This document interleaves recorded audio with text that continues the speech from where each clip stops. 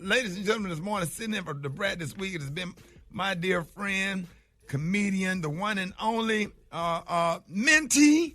Hey, yes. Rita Brent. Pimpin'. Woo. Hey, Rita, something came up on Facebook yesterday that you posted that it's our anniversary. We've been knowing each other 7 years. 7 whole years. It's the year of completion, ain't it? Yeah. Yes, Rick. We met 7 years ago at the Start On Comedy Club. In my opinion, one of the best comedy clubs in America. And I was opening up. That was the first time you saw me perform, and I will never forget it because the first time we met, I had a little bottle of Jack Daniels, just a little bit, because I used to take a shot for nervousness, but it wasn't working anyway. But Rick, you looked past my face and you saw that little bottle, and you were like, "You do not need that to perform. You let your excellence that's on you. Don't let alcohol or anything like that get the credit for your excellence." And I was like, man, I just met this man and he already, teaching me. That's deep. And that was the beginning of our mentorship, and it's been amazing ever since. Man, I tell you, man, you have made the Q Omega Psi Phi Delta Sigma Theta experience. I just always wanted to have a Sarah that I could just mentor and be with, and you have confirmed, validated. Sometime, man, God just give you double for your trouble, and everything that you've been able to come in and do. And we've been on the road for years. And Bruce Ayers, the guy that gave me my start, introduced me to you. He the same person that introduced me to Steve Harvey. Yes. And he looked me in the eye. He was like, "Hey, I want you to take care of her, take her on the road with you." He said, "She has a lot of talent," and he said, "It's time to pay it forward." Yes. And I have to tell you. And I'm gonna say it without getting emotional, because God always give you what you need. You are the epitome of class, the epitome of respect.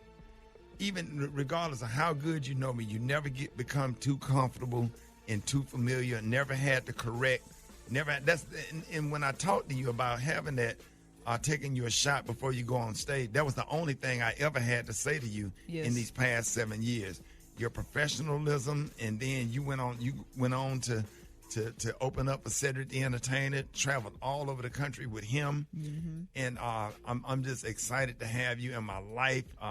Everything that we ask you to do, you do it. You do it with excellence, and you bring so much. You just bring so much to the Special K. I mean, you've been on the road with us. Everything you said about Rita. That is so true. The professionalism, the class, the class, just the respectfulness, like pretty much the opposite of everything that I am. No class, no respect, way too comfortable. Yeah. So Rita, what is it like having Rickey as your mentor? And since all that's being said, what is it like having him as a mentor? Gary, I really feel like God knew what he was doing, because when I talk to other counterparts in the industry, they're telling me about their on-the-road experiences with certain comedians. I don't experience any of that. Like, I ain't never been in the Red Roof Inn on the road with Rickey. Like, the accommodations are nice.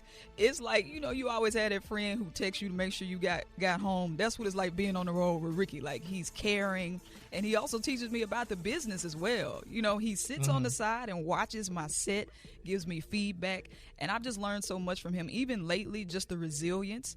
Rickey has, Rickey, you've gone through a lot of stuff, but you always you go on stage and you give people their money's worth, because you're like, they're going through something too, and they paid to see you. So just learning so much about the honor and the integrity you have has been a huge influence on me. And so I'm just blessed that you were the first person that I went on the road with. It's been a wonderful experience. I'm blessed to have you. You easy to mentor, easy to work with, and then you help me with my stuff, and we exchanging stuff. Say, hey, here, do this, say this.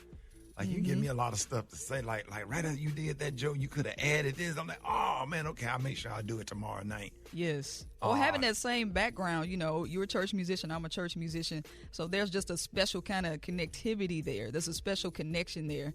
And I'm telling you, man, like, God set this thing up just right. And I feel so fortunate. Have you always wanted to be a comedian? Awesome. Ooh. No, actually, I mean, now in retrospect, all of my classmates are like, oh, you were the class clown, and they're recounting all these things I did.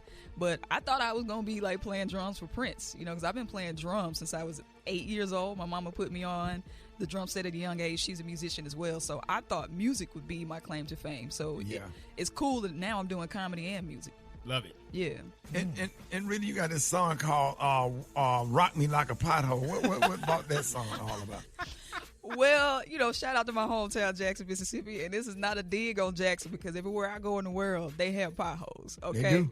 But this particular day, I was riding through my town on the street called Mill Street in Jackson. I hit the pothole, and it literally rocked my entire body. And I pulled over, and I said, man, this will make a good song. So I hit my boy, Sid Smith, and I said, look, man, I need a good Southern soul beat. He sent it to me, and I came up with Can You Rock Me Like a Pothole? And to date, that is my biggest song. And how can they find this song, Rita? Because we about to play it. It's on Apple Music, and you need to watch the video. I did the music video inside a literal pothole. All right, y'all. Rock Me Like a Pothole. Here's comedian Rita Brent.